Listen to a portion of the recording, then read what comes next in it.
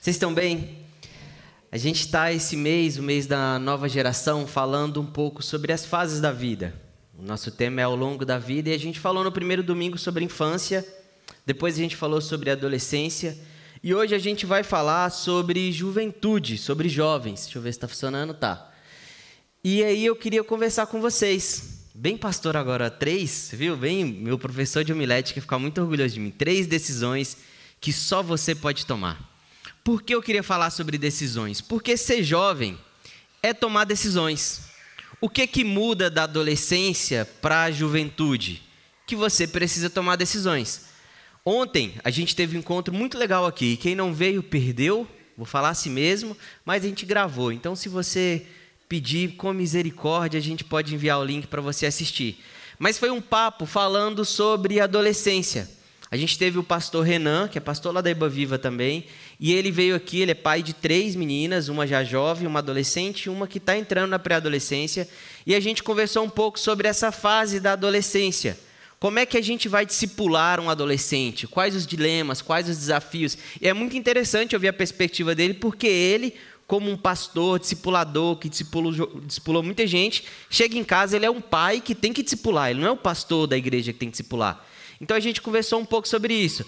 E um dos dilemas que os pais trazem, sempre nas perguntas, é essa questão de como é que você lida com o filho que não quer obedecer, a filha que quer tomar as decisões por ela. E na adolescência, sim, a gente tem essa fase onde tem o dilema dos filhos querem decidir as coisas do jeito deles e os pais querem decidir de outro jeito.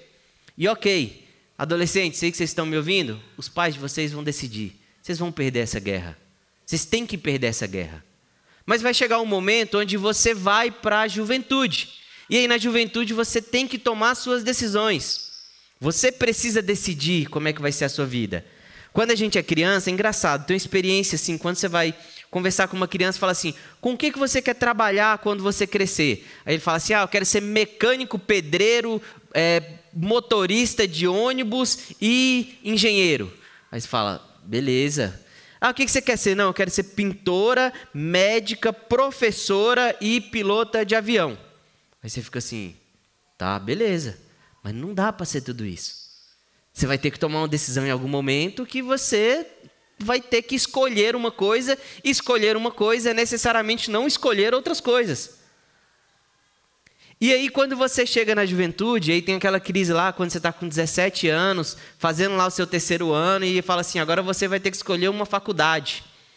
Porque você vai ter que escolher o que você vai fazer para trabalhar para o restante da sua vida. E eu vivi essa experiência, assim, de uma forma muito difícil, porque eu fiz 3 faculdades pela metade. Então, eu estava lá com os meus... E lá em casa sempre teve uma regra que, assim, tanto o meu pai quanto a minha mãe, eles vieram da roça. A minha mãe foi a única da família dela, dos irmãos, que fez faculdade. Meu pai foi fazer faculdade fora. Então, tinha uma regra que era assim, não pode ficar sem estudar. Então, não tinha essa opção de eu terminar o 3º ano. E aí, hoje eu acho engraçado, né? O pessoal vai tirar, os adolescentes vão tirar um tempo sabático para decidir o que quer. Não tinha, na minha época, fazer psicólogo. O que você vai fazer? O meu pai é engenheiro, minha mãe trabalha na CEMIG, que é tipo a CPFL daqui. Eu vou fazer engenharia elétrica. Eu não tinha habilidade nenhuma. Só para vocês terem ideia... Eu fui fazer estágio, meu pai, como ele é engenheiro, ele tinha um amigo, arrumou um estágio para mim. Eu não tinha noção nenhuma de mexer com coisa de eletricidade. E aí eu fui trabalhar numa empresa que trabalhava com fazer motor, chamava Mendes Motores. E aí, lá em Mendes, os caras me zoaram, eles chegaram para mim, Laura, eles falaram assim, vai lá na outra loja e pega amperes queimado para gente. Eu estava no 1º semestre de engenharia elétrica. E aí eu fui lá na outra loja, aí os caras falaram, não, volta lá e pergunta se é em pó ou líquido. Aí eu voltei, falei assim, eles querem saber se vocês querem amperes queimado ou em pó ou líquido. Não, líquido. Aí eu voltei lá e eles me deram uma garrafa PET de 2 litros e aí era detergente. Aí virou a zoeira da fábrica e tal, mas eu não sabia, eu fiz porque eu tinha que fazer. Lá em casa não tinha essa opção, era isso ou ir para a roça. Mas você chega na juventude e aí você tem que tomar decisões. E tem 3 decisões que elas são muito importantes e que só você pode decidir por você. E essas decisões, inclusive, não são só para os jovens. Tem adultos, muito mais adultos, que têm que tomar essas decisões. Ou que tem, inclusive, às vezes, que rever essas decisões. E a primeira coisa que eu queria trazer antes das decisões é que a Bíblia, ela é o nosso manual de vida. Ela é onde a gente vai buscar as coisas para a gente tomar as decisões. Mas ela não está lá assim, ó. É isso daqui, ponto, e segue desse jeito. Ela não é um conjunto de regras. Ela é um livro para a gente ler com uma relação.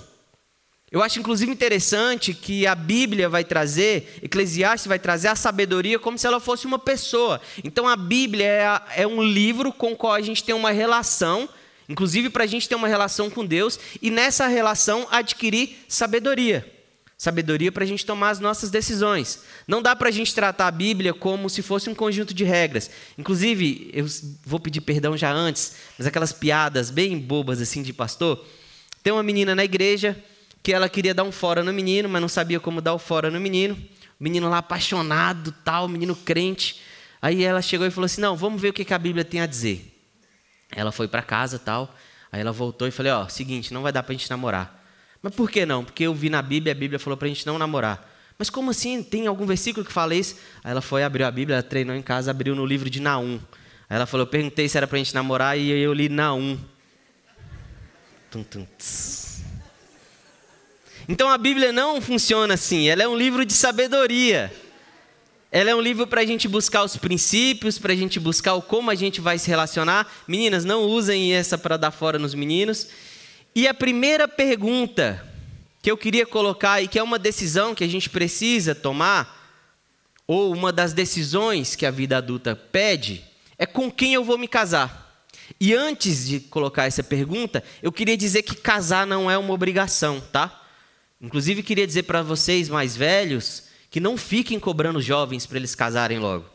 Mas também queria dizer para vocês mais jovens que não namorem 10 anos para poder casar. Sem diretas para o meu amigo. Mas não precisa esperar isso tudo. Casem. Casem no tempo que vocês acharem que tem que casar, sem enrolação, mas também não fica aquela cobrança, porque casar não é uma obrigação. A Bíblia, inclusive, deixa muito claro que existe um ministério de celibato. A gente tem figuras históricas que não casaram. A gente tem o John Stott. O John Stott não casou. A gente lê livro dele, fala tudo aí sobre o John Stott. E aí diz que quando o John Stott era mais velho, perguntaram para ele, John Stott, mas e aí, você não quis casar? Ele falou, cara, eu esqueci de ver isso. Eu fiquei tão preocupado com as coisas do ministério, viajar, tal, ser pastor, que ele esqueceu de ver sobre casar, ficou velho e não casou. A gente tem a Nauzira, que apesar de vários caras já tentarem ter casado com a Nauzira, quem não conhece, é uma missionária batista, muito famosa, não casou. Está aí hoje, talvez alguém ainda conquiste lá o coração dela, mas não casou. E a gente tem Jesus, que, pasmem, não casou. Então, casar não é uma obrigação. A gente não pode colocar o casamento como obrigação para os jovens, para as pessoas, como se parecesse que quem não casou está faltando alguma coisa. Não, não é isso. Mas se na sua vida adulta, de juventude, você quer se casar, você entendeu de se casar, com quem você vai se casar é uma decisão muito importante. Agora eu posso falar, né? Estou com 6 meses de casamento, já deu uma experiência. Tá ficando sério já. Com quem eu vou me casar? E aí a Bíblia não tem, e eu queria também deixar outra coisa clara. Vai parecer que choca um pouco, mas Deus não preparou uma pessoa para você. A única vez que Deus preparou uma pessoa para outra pessoa, deu problema. Por quê? Deus foi lá e tinha o homem, aí ele foi lá e fez a mulher. E aí, não tinha outra pessoa. Então você vai casar com ela, não tem outra. Aí eles tiveram as relações deles, juntaram carne da minha carne, e aí aquela felicidade. E aí aconteceu o pecado. E nessa conversa de Deus com o homem, a primeira coisa que ele fala é assim, ó, tá vendo? Foi a mulher que você fez para mim, culpa é sua. Não tinha opção, culpa é sua. Aí eu gosto de pensar que depois disso, Deus nunca mais fez alguém só para outra pessoa, para a gente não botar a culpa nele depois que der errado, porque a gente tem esse costume. Ah, deu errado, não, Deus, foi a pessoa que o Senhor me deu. Então Deus não vai lá e faz uma pessoa e combina, até porque não tem a mesma quantidade de homem, a conta não bate. Mas a Bíblia traz para a gente princípios muito importantes para que a gente possa ter sabedoria para escolher com quem a gente vai se casar. E eu queria ler com vocês o texto de Gênesis 2, versículo 18.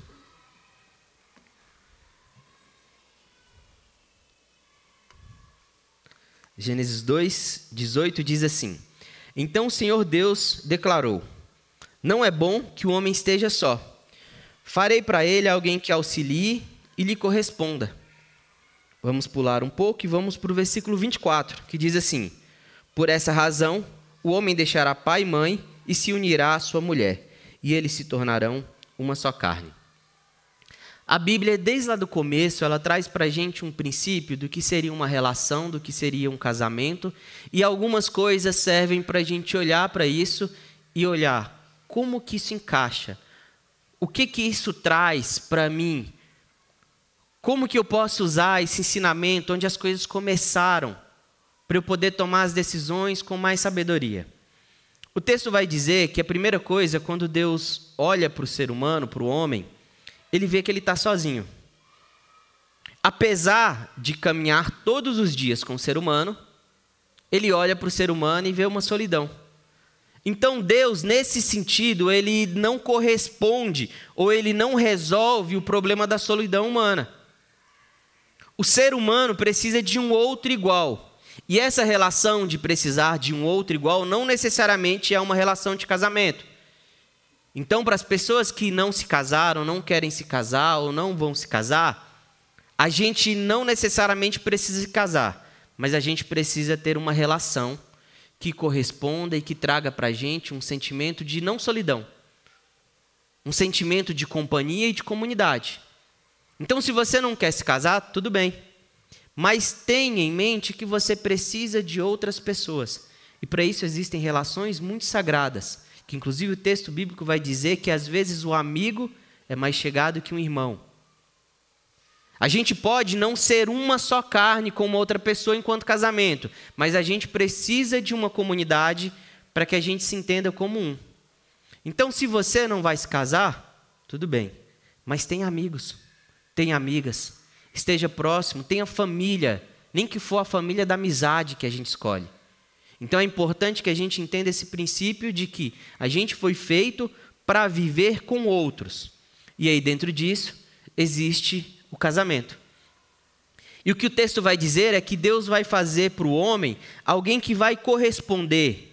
Em algumas traduções vai dizer uma auxiliadora. E aí a gente precisa entender que essa palavra auxiliadora ela não tem grau de superioridade, de hierarquia. Inclusive é a mesma palavra que vai dizer para que Deus é auxiliador de Israel. Então, Israel não é maior que Deus. É uma relação de correspondência, de alguém que olha e fala, ó, o homem eu já criei, eu já dei para ele uma função, eu vou criar alguém agora que entenda, que compreenda e que vá cooperar na missão que não é do homem, mas é minha missão e eu dei essa missão para o homem. E o que isso tem a ver para a gente escolher com quem a gente vai casar? A gente precisa ser, no mínimo, coerente com quem a gente é e a outra pessoa.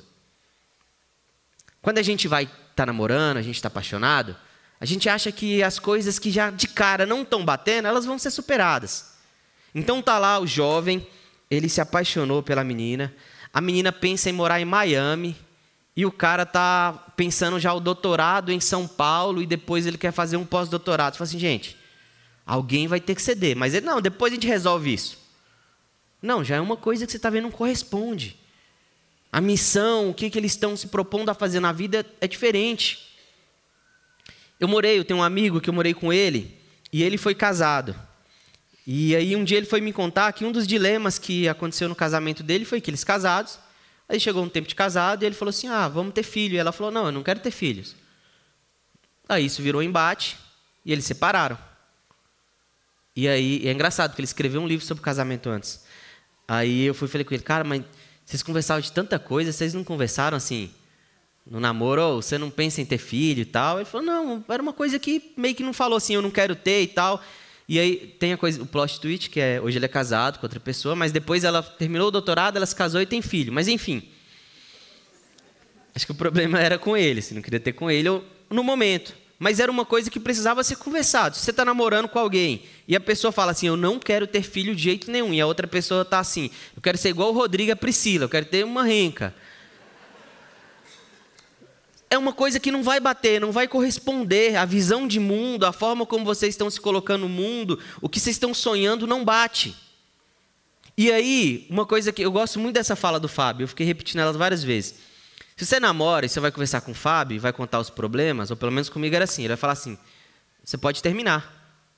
Aí você fica assim, pô Fábio, mas não era para você dar uns conselhos. Porque o namoro é isso, essa fase onde você vai olhar, não deu certo. Gente, a gente tem que normalizar, namoros terminam. Agora no casamento, aí o Fábio já fala assim, agora você casar, e você vai chegar na minha sala e falar, não é para você separar, não. Então o namoro é para a gente olhar e ver assim, isso aqui corresponde? Isso aqui está caminhando para o mesmo lugar? A gente tem a mesma visão de filhos, de sonho, de trabalho, de dinheiro. Tem coisa que vai se adaptar. Na minha vasta experiência agora de casado, eu entendi que tem coisas que tem que negociar. Minha sanduicheira não pode mais ficar em cima da pia. Não dá. Tem outras coisas que a gente vai ter que negociar. A Júlia teve que negociar algumas coisas, eu estou tendo que negociar algumas coisas. Mas tem visões que a gente teve, que a gente tem, princípios que são inegociáveis e que a gente precisou alinhar isso antes. Então eu quero ter filhos, a Júlia quer ter filhos, então ok. O tempo às vezes, assim, tem dia que ela brinca com a criança, ela fala assim, vamos já? Fala, não, calma. Mas são coisas que a gente precisa olhar para tomar essa decisão. Corresponde? Isso aqui tem a ver com a minha vida?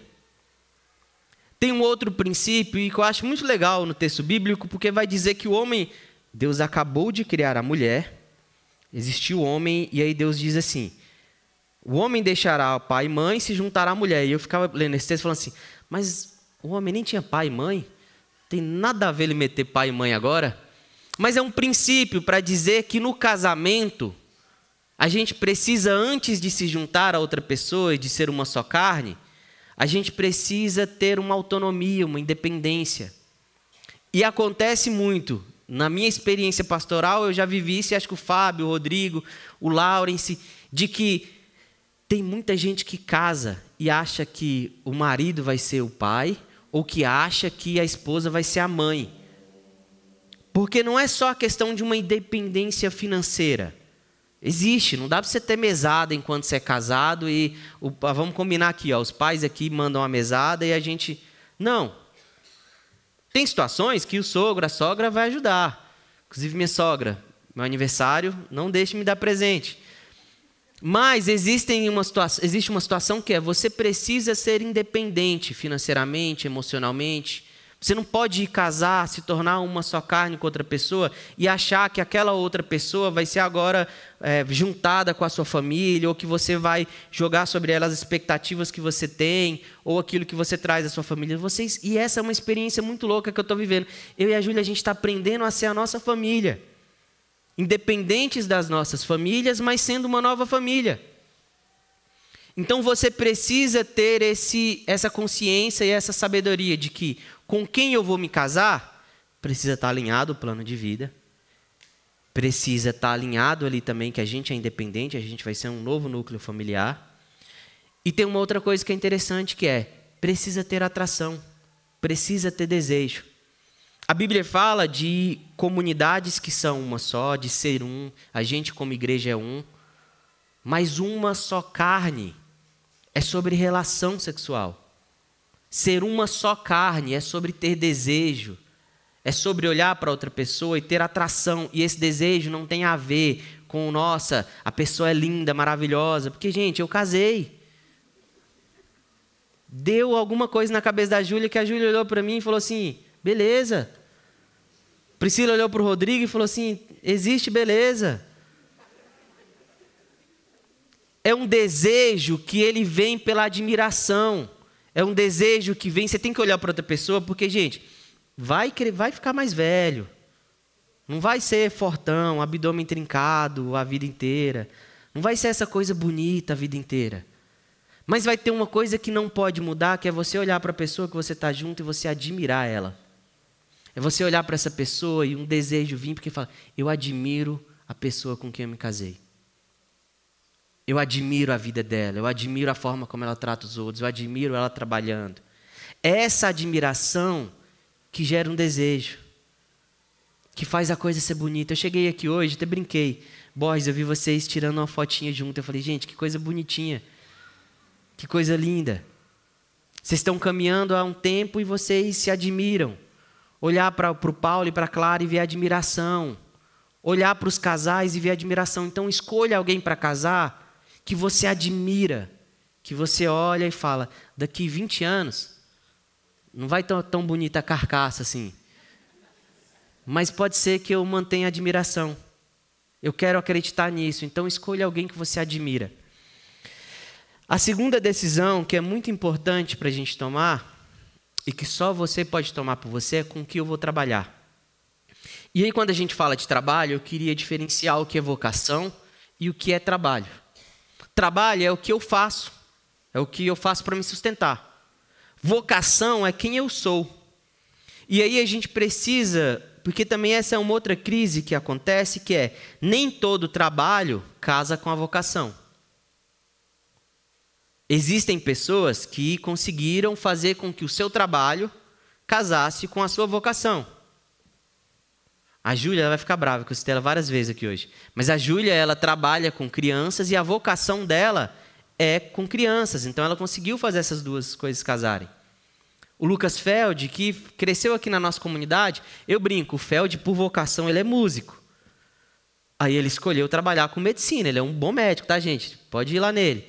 Mas a vocação dele, você perguntar assim, ô Feld, você prefere ir trabalhar ou ele vai no acampamento tocar, ganha uma oferta que vai a gasolina, que podia dar 3 plantões. Mas ele ama tocar. Tanto que eu tenho que falar com ele, ele termina lá o culto no acampamento, ele tocou, e aí o pessoal vai pro PG, depois vai almoçar. Aí eu tô assim, gente, eu tô ouvindo música, eu vou lá 1h da tarde, tá o Feld lá. Às vezes tá ele e o Davi lá, fica na guitarra lá, um olhando pro outro, igual 2 bobos, assim, tipo, fazendo uns sonzinhos que você fala assim, mas é quem ama aquilo ali. O Feld ama tocar. A vocação dele tem a ver com música. E ele trabalha como médico, e ele é um bom médico, ele é um bom profissional, mas ele trabalha, o trabalho dele é diferente da vocação. A gente tem na Bíblia exemplos disso. Então Paulo, quando Paulo vai se apresentar nas cartas, ele fala assim, eu, Paulo, sou apóstolo. Mas a gente tem um outro texto que vai dizer que para o seu sustento, e para não ter uma relação com a igreja, ou com as pessoas cobrarem ele, Paulo fazia tendas. Então Paulo, ele tem uma vocação que é bem clara, eu sou apóstolo, a minha missão, isso aqui é o que dá sentido para a minha vida. Mas para que eu consiga desenvolver isso daqui, eu vou trabalhar com uma outra coisa. É claro que tudo que ele vive nisso aqui impacta aqui no trabalho dele. Mas ele trabalha para ele poder manter a vocação dele. E por que eu falo de trabalho e por que eu acho que isso é importante para os adolescentes, para os jovens e até para a galera mais velha? Porque tem muita gente que se prendeu num trabalho e abandonou a sua vocação. Tem gente que deixou a vocação de lado porque a vida cobrou o trabalho. Isso gera para a gente profundas crises. Eu queria ler um texto com vocês, que eu gosto muito, que está lá em Atos 9.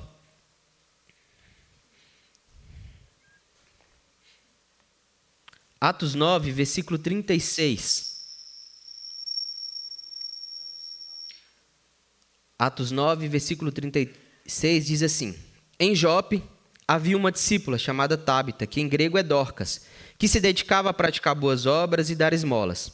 Naqueles dias ela ficou doente e morreu, e seu corpo foi lavado e colocado num quarto no andar superior.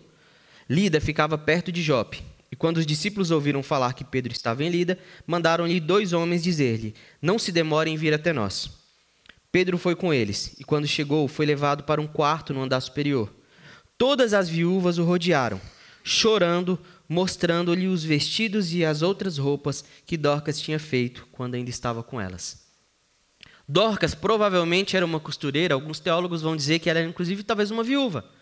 Mas Dorcas conciliou aquilo que ela fazia, e aí tem um conceito que é da filosofia, que o Aristóteles lá vai dizer que a vocação é quando as suas habilidades, os seus dons, eles cruzam com a necessidade que existe no mundo. Então ela olha e ela fala, eu sei costurar. Existem viúvas que naquela sociedade eram deixadas de lado, provavelmente não tinham boas roupas. Eu sei costurar, existe uma mulherada aqui que está precisando, eu vou fazer roupas para elas. Isso se cruzou.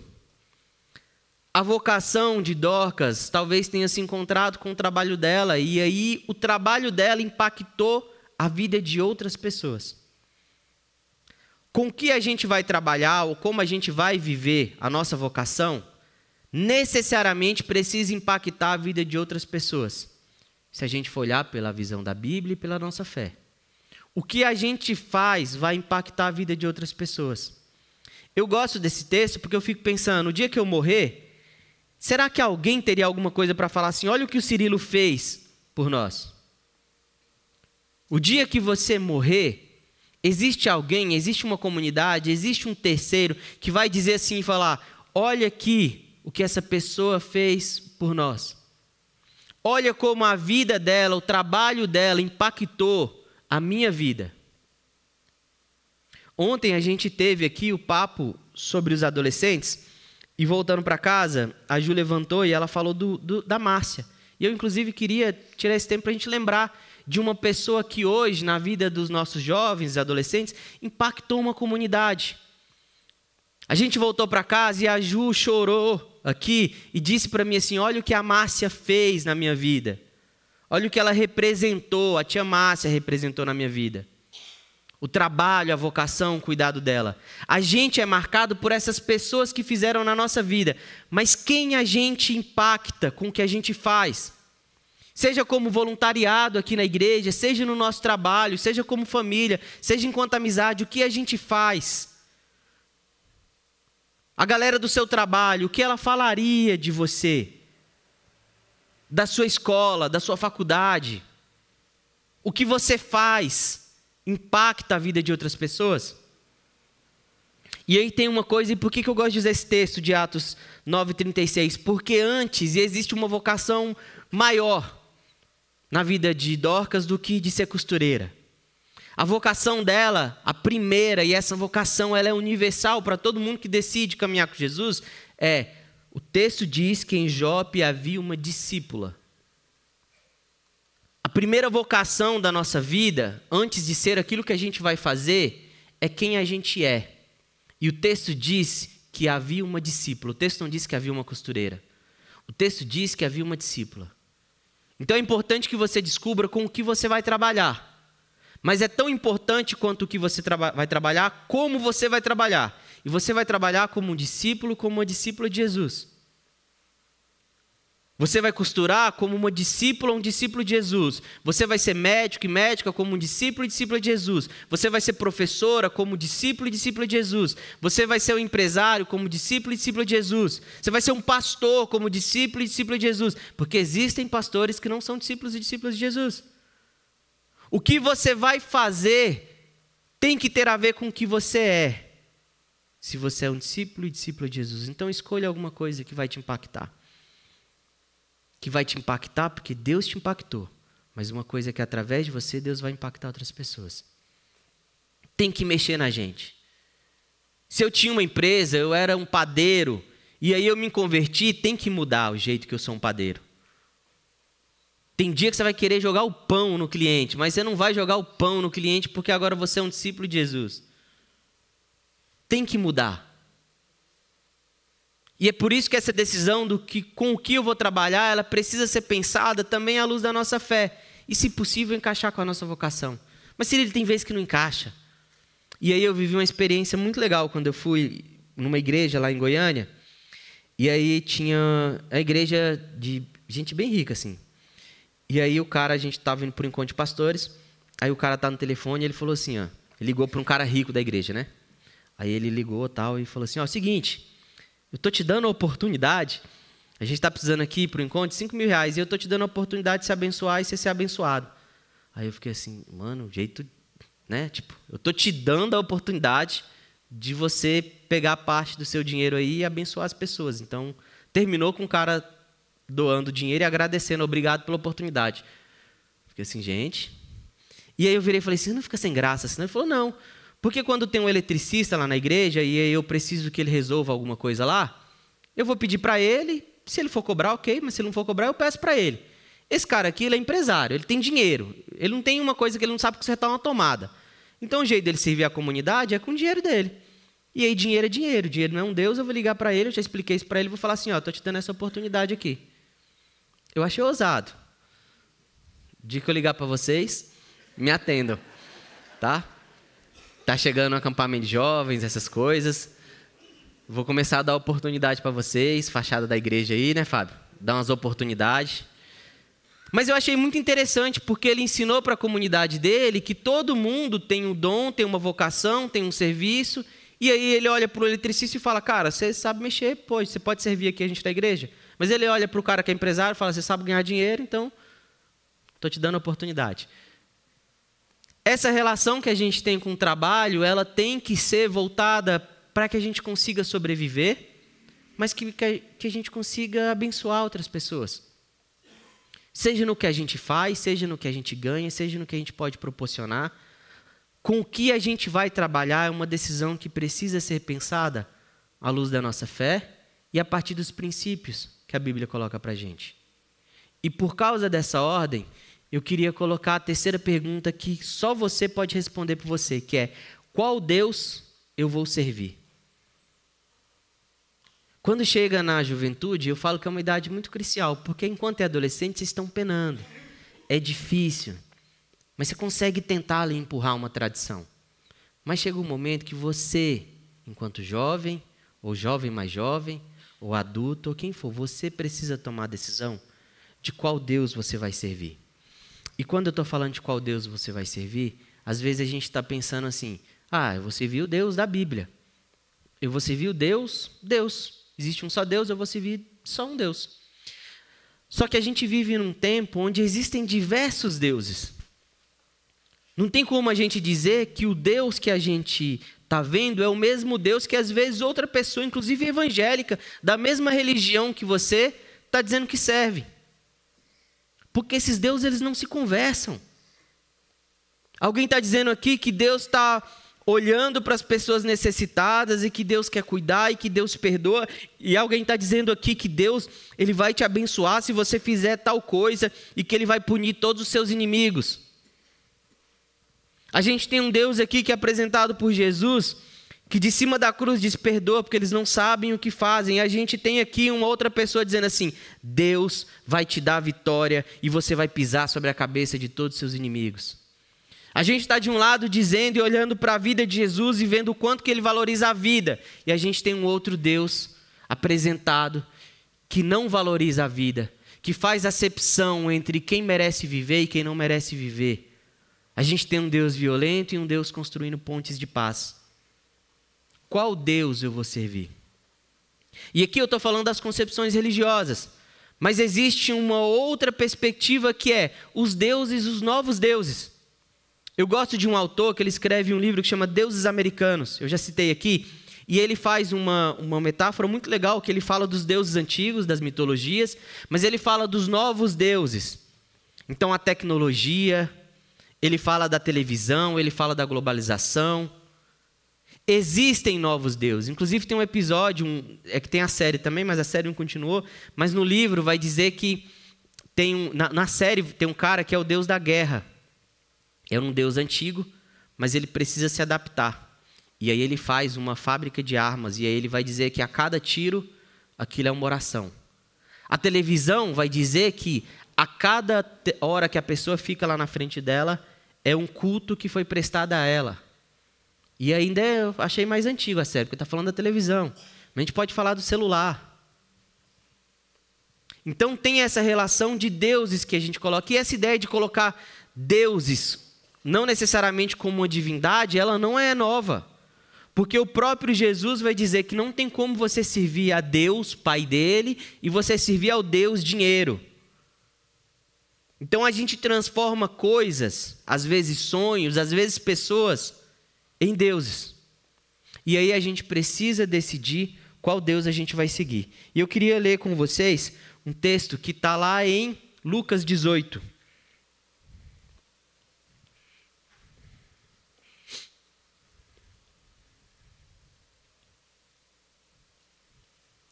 Lucas 18, versículo 18.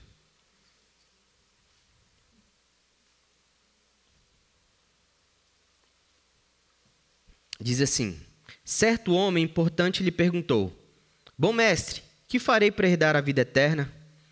Por que você me chama de bom? Respondeu Jesus. Não há ninguém que seja bom a não ser somente Deus. Você conhece os mandamentos: não adulterarás, não matarás, não furtarás, não darás falso testemunho, honra teu pai e tua mãe. A tudo isso eu tenho obedecido desde a adolescência, disse ele.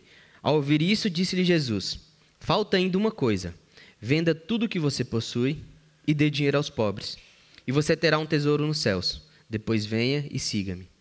Ouvindo isso, ele ficou triste porque era muito rico. Vendo-o entristecido, Jesus disse: como é difícil aos ricos entrar no reino de Deus. De fato, é mais fácil passar um camelo pelo fundo de uma agulha do que um rico entrar no reino de Deus.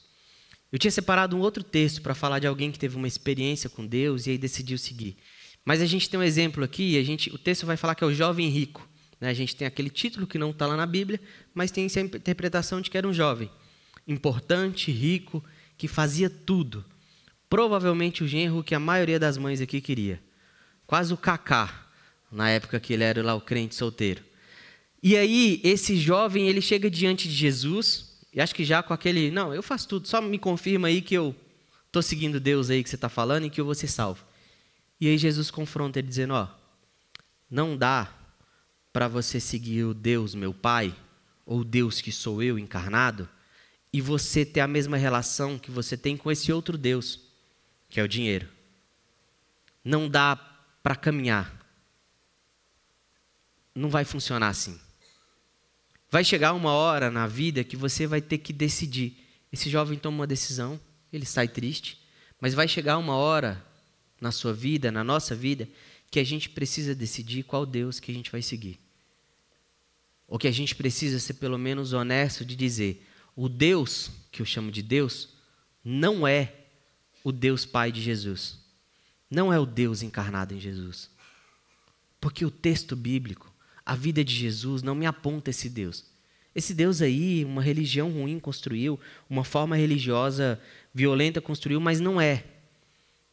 E sempre que eu penso desse Deus que Jesus apresenta, eu lembro da parábola do filho pródigo. Que ela vai falar de um pai que é diferente demais da ideia de um Deus. Porque é um Deus muito fraco, se parar para pensar.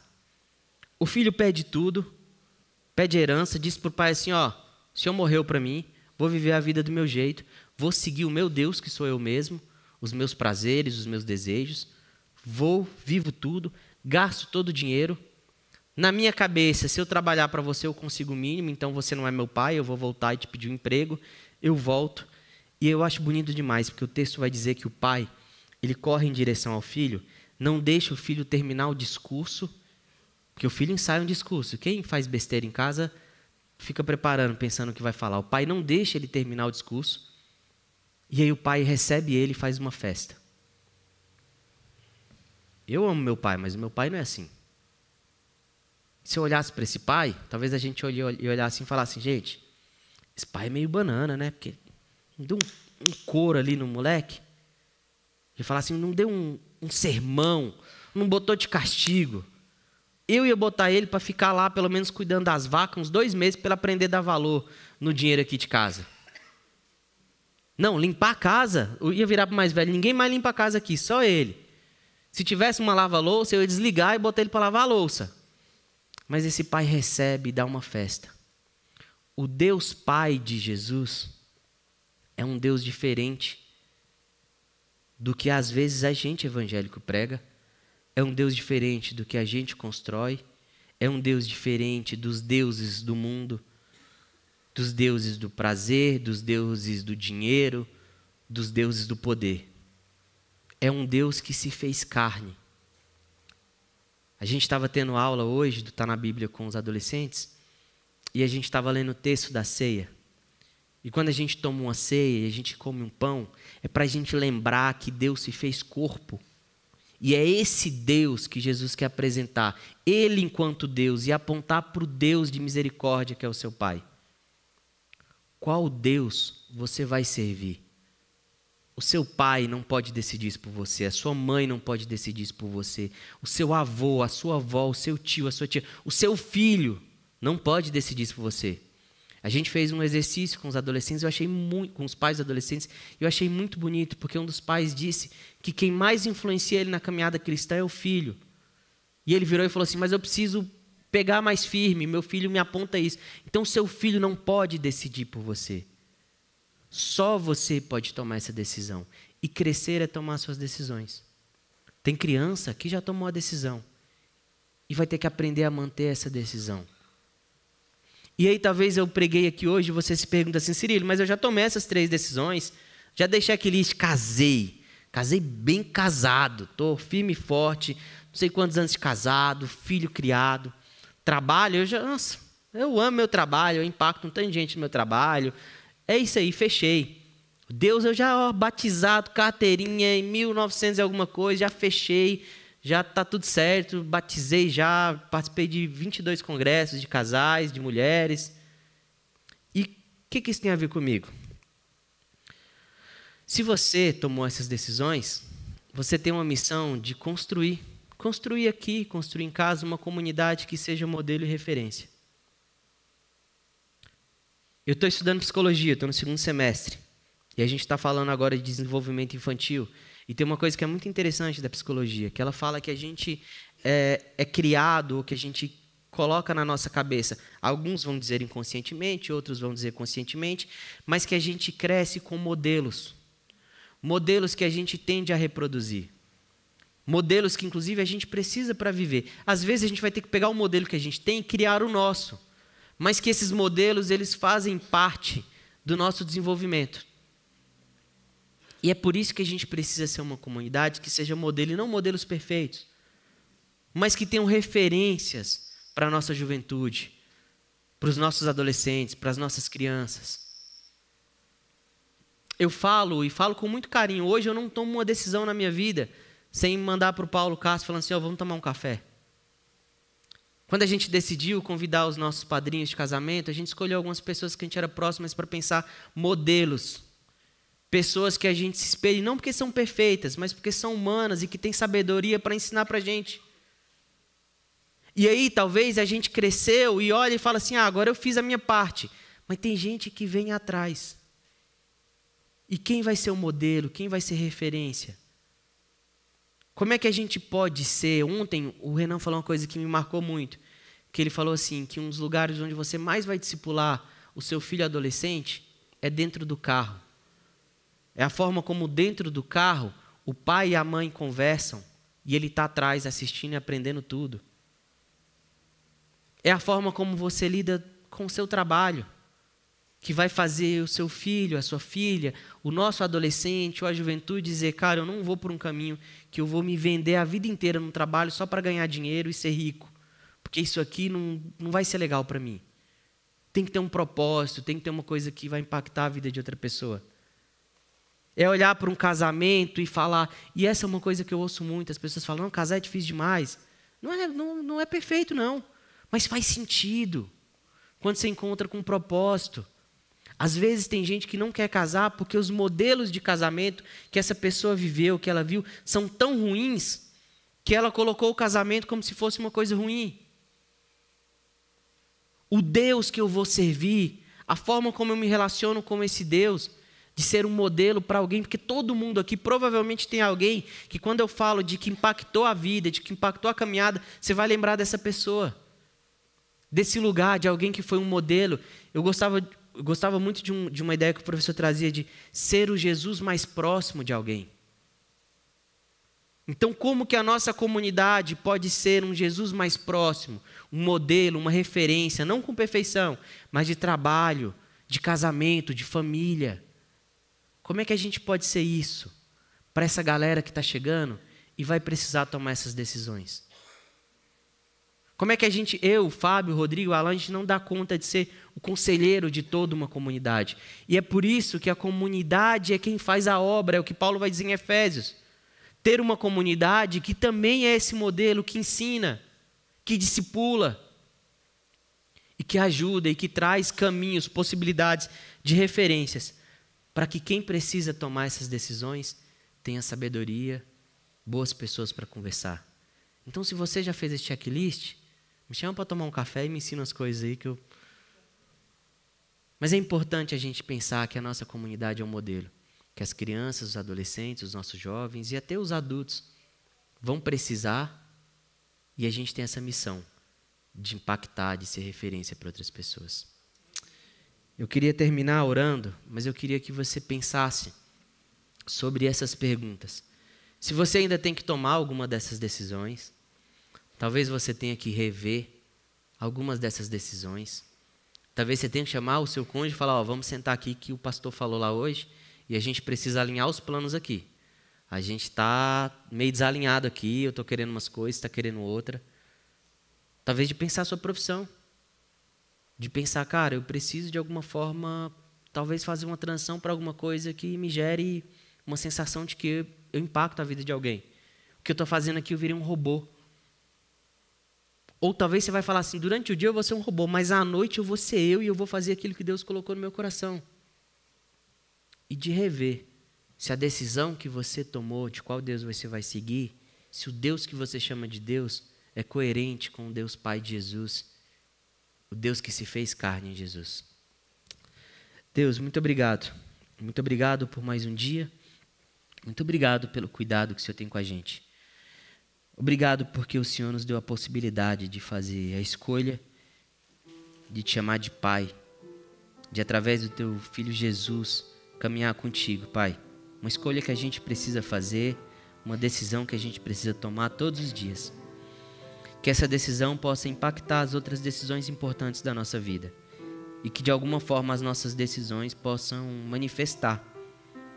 Ser de uma forma honesta, não perfeita, mas uma forma honesta e saudável. Um modelo para outras pessoas.